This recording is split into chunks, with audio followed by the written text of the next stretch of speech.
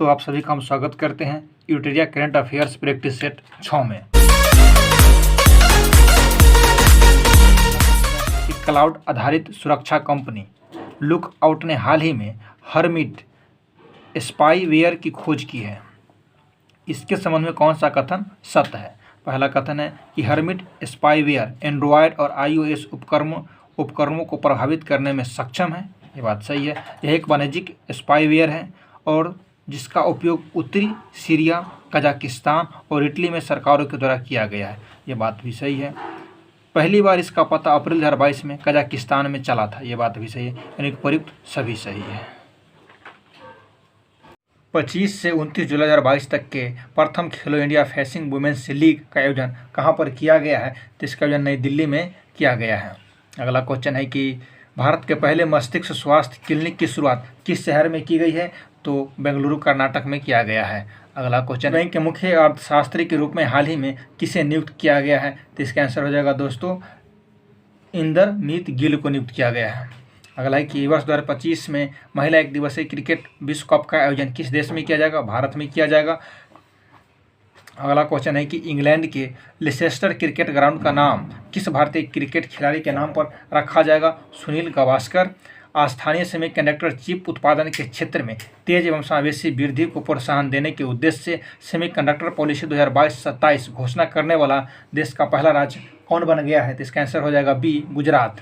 भारतीय नौसेना में देश का पहला स्वदेश निर्मित विमानवाहक पोत INS विक्रांत शामिल किया गया है। इसे किसके द्वारा बनाया गया था? इसे बनाया गया था कोची शिपयार्ड लिमिटेड के द्वारा। जुलाई 2022 में शुरू की योजना अभियानों के संबंध में कौन सुमेलित है? मुख्यमंत्री नाश्ता योजना तमिलनाडु सरकार का सही है। Family doctor project Andhra Pradesh सही है। मुख्यमंत्री सारथी योजना झारखंड सही है। प्रयुक्त सभी सही है। अगला क्वेश्चन है कि हाल ही में किस टाइगर रिजर्व द्वारा दूसरा वार्षिक IUCN WCPA international ranger award 2022 से सम्मानित किया गया है? इसका आंसर हो जाएगा option number A, orang tiger reserve Assam में। जुलाई 2022 में दुनिया का पहला तंबाकू निरोधी बिल किस देश की संसद में पेश किया गया है? तो इसका आंसर हो जाएगा ऑप्शन नंबर सी, न्यूजीलैंड में। सुएज नहर आर्थिक क्षेत्र में एक हरे हाइड्रोजन कारखाने के निर्माण के लिए किस देश ने भारतीय company Indian renew power private limited के साथ समझौता ज्ञापन MOU पर हस्ताक्षर किए हैं, जिसके तहत Indian renew power private limited $8 अरब के निवेश के साथ सालाना 20,000 टन ग्रीन हाइड्रोजन का उत्पादन करने के लिए एक कारखाना बनाएगी? तो इसका आंसर हो जाएगा ऑप्शन नंबर सी, मिस्र। अगला क्वेश्चन है कि 28 जुलाई 2022 ईस्वी को संयुक्त राष्ट्र महासभा UNGA ने निम्नलिखित में से किसे मानव अधिकार घोषित किया है? तो इसका आंसर हो जाएगा डी, स्वस्थ पर्यावरण का अधिकार।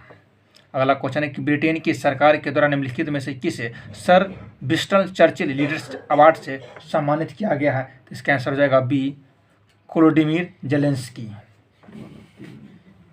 अगला क्वेश्चन है कि निम्नलिखित में से किस मंत्रालय के द्वारा देश भर में 25 से 30 जुलाई 2022 तक आज़ादी का अमृत महोत्सव के अंतर्गत भारत सरकार की उज्ज्वल भारत उज्ज्वल भविष्य पावर एट द रेट 2047 पहल का जश्न मनाया गया? तो इसका आंसर हो जाएगा ऑप्शन नंबर डी, यानी कि विद्युत मंत्रालय और नवीन एवं नवीनकरणीय ऊर्जा मंत्रालय द्वारा। अगला है कि भारत का पहला सर्व महिला सहकारी बैंक किस राज्य में स्थापित किया जाएगा?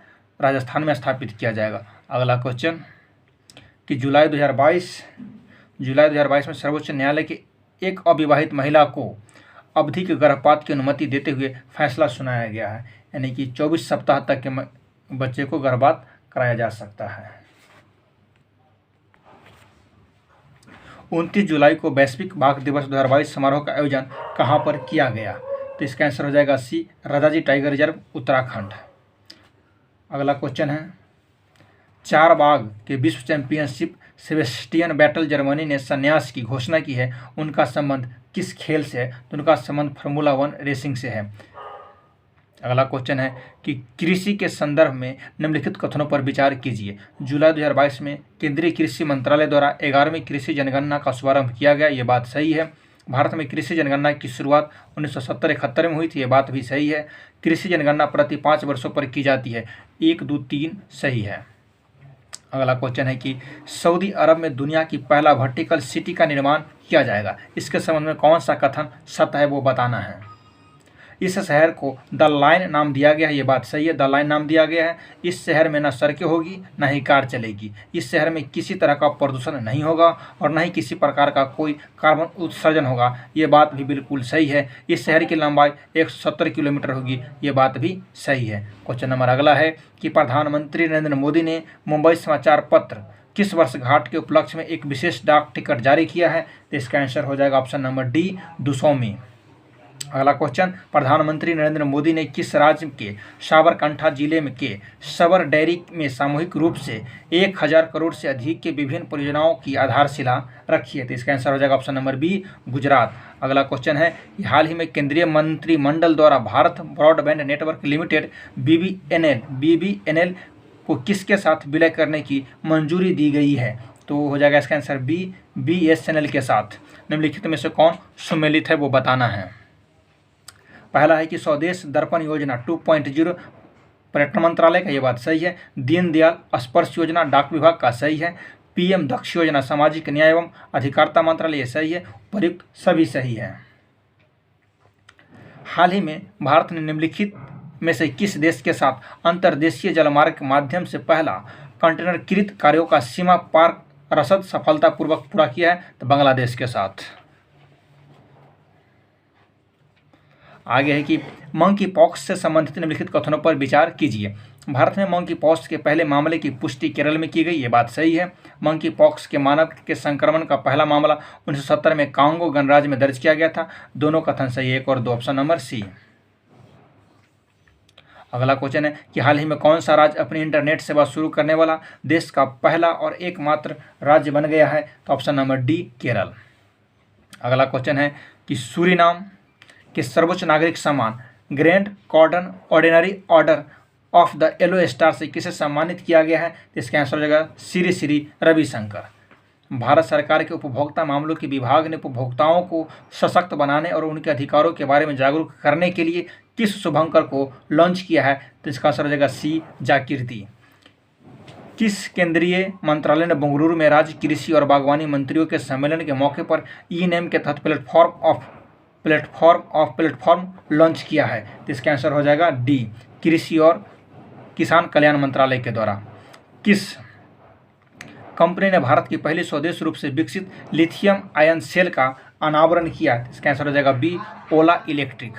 अगला क्वेश्चन, महिला एवं बाल विकास मंत्रालय द्वारा मिशन शक्ति योजना के लिए विस्तृत दिशा निर्देश जारी किए गए हैं। इससे संबंधित निम्नलिखित कथनों पर विचार कीजिए। मिशन शक्ति की 2 उप योजनाएं संबल और सामर्थ्य है, ये बात सही है। संबल उप योजनाएं महिलाओं की सुरक्षा के लिए है, ये बात सही है। और सामर्थ्य योजना जो है महिलाओं के सशक्तिकरण के लिए है, ये भी सही है। नारी अदालत संबल उप योजना का एक घटक है, ये बात भी सही है। यानी कि 1, 2, 3, 4 सही है। अगला क्वेश्चन है, सर्वाइकल कैंसर के खिलाफ देश की पहली स्वदेशी वैक्सीन के संबंध में कौन सा कथन सत्य है?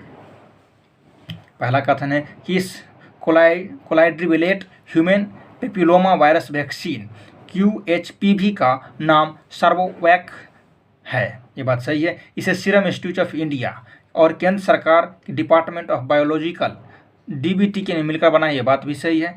केंद्रीय राज्य मंत्री जितेंद्र सिंह और SII के प्रमुख आधार पूनावाला ने यह वैक्सीन लॉन्च किया है। पर सभी कथन सही है। नेक्स्ट क्वेश्चन, किन 2 शहरों के बीच भारत के पहले इलेक्ट्रॉनिक हाईवे योजना बनाई गई है? किन 2 शहरों के बीच में बनाई गई है? तो दिल्ली और मुंबई के बीच में बनाई गई है भारत के पहले इलेक्ट्रिक हाईवे। अगला क्वेश्चन है कि वैश्विक लैंगिक अंतराल सूचकांक ग्लोबल जेंडर गैप इंडेक्स 2022 के संबंध में निम्नलिखित कथनों पर विचार कीजिए। यह सूचकांक विश्व आर्थिक मंच द्वारा जारी किया जाता है, ये बात सही है। यह सूचकांक 146वें देश में, भारत 135वें स्थान पर है, ये बात भी सही है। आइसलैंड रैंकिंग में सबसे ऊपर है और एकमात्र देश है जिसने कि 90% से अधिक लैंगिक अंतराल को समाप्त कर दिया है। यानी कि तीनों कथन सही है, 1, 2, 3, ऑप्शन नंबर डी। अगला क्वेश्चन है कि 10 जुलाई से 13 जुलाई 2022 तक सी गार्डियंस 2 समुद्री अभ्यास किन 2 देशों के बीच आयोजित किया गया है? तो इसका आंसर हो जाएगा आपका ऑप्शन नंबर सी, चीन और पाकिस्तान के बीच में सी गार्डियंस 2 समुद्री अभ्यास किया गया है।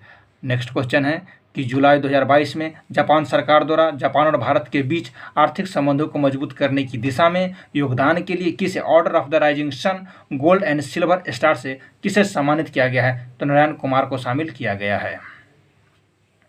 अगला क्वेश्चन है कि शिंजो आबे के संबंध में लिखित कथनों पर कौन सा कथन सत्य है वो बताना है। तो उन्हें जापान के नारा शहर में एक चुनाव अभियान के कार्यक्रम में गोली मार दी गई, ये बात सही है। शिंजो आबे जापान के सबसे लंबे समय तक सेवा देने वाले प्रधानमंत्री थे, ये बात भी सही है। भारत सरकार ने जनवरी 2021 में शिंजो आबे को भारत के दूसरे सबसे बड़ा नागरिक अवार्ड पद्म विभूषण से भी सम्मानित किया है, ये बात भी सही है। अगला क्वेश्चन कि विंबलडन 2022 के संबंध में कौन सा कथन सत्य है? नोवाक जोकोविच ने ऑस्ट्रेलिया के निक किर्गियोस को हराकर 21वां ग्रैंड स्लैम अपने नाम किया है, ये बात सही है। अगला कथन है कि पाकिस्तान की एलेना रिबाकिना ने ट्यूनीशिया की ओंस जिब्यूर को हराकर विंबलडन 2022 में महिला एकल का खिताब जीता है, ये बात भी सही है। भारत का पहला पशु स्वास्थ्य शिखर सम्मेलन 2022 का आयोजन कहाँ पर किया गया है? इसका आंसर हो जाएगा बी, नई दिल्ली में किया गया है। अगला क्वेश्चन है कि प्रधानमंत्री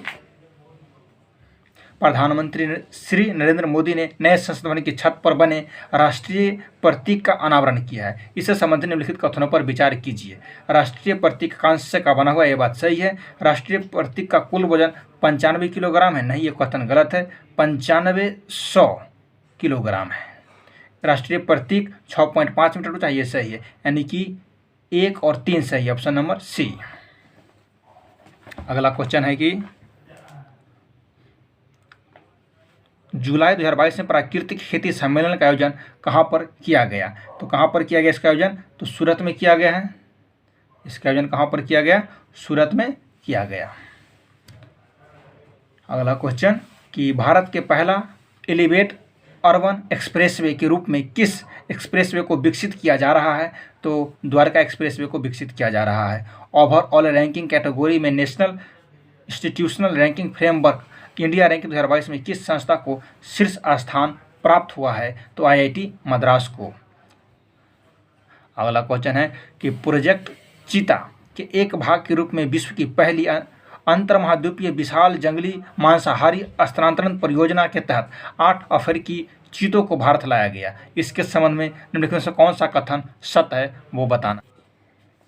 भारत में चीता को 1992 ईस्वी में विलुप्त घोषित किया गया था और आखिरी बार 1948 में छत्तीसगढ़ के सालबन में देखा गया था, ये बात सही है। विलुप्त होने के 70 वर्ष बाद चीतों को भारत लाया गया है। प्रधानमंत्री ने इन्हें भारत का मेहमान कहा है, सही बात है। प्रधानमंत्री श्री नरेंद्र मोदी ने अपने 72वें जन्मदिन पर नामीबिया से लाए गए चीतों को कुल्लू नेशनल पार्क मध्य प्रदेश में छोड़ा, उपयुक्त सभी सही है। अगला क्वेश्चन है कि जुलाई 2022 में किस देश में आयोजित विश्व मास्टर्स एथलीट्स चैंपियनशिप 2022 में दिल्ली की रहने वाली 94 वर्ष की भागवानी देवी डागर ने 100 मीटर स्प्रिंट्स में स्वर्ण पदक और स्पोर्ट पुट और डिस्क थ्रो में श्रेणी में 2 कांस्य पदक जीती है, ये कहाँ की है? तो इसका आंसर हो जाएगा फिनलैंड। भारत के लाल पांडा के पुनर्जीवन कार्यक्रम के तहत किस राज्य के सिंगालीला राष्ट्रीय उद्यान में लाल पांडा को भेजा गया है? पश्चिम बंगाल। स्वदेशी बुनकरों को सशक्त बनाने और उनके परिवारों को वित्तीय सहायता प्रदान करने के उद्देश्य से किस राज्य सरकार द्वारा स्वनिर्भर नारी योजना शुभारंभ किया गया है? तो इसका आंसर हो जाएगा असम। संयुक्त राष्ट्र के अनुसार निम्नलिखित में से कौन सा देश 2023 में चीन को पीछे छोड़कर दुनिया का सबसे अधिक जनसंख्या वाला देश बन जाएगा? अपना प्रिय देश भारत। जय हिंद, जय भारत दोस्तों।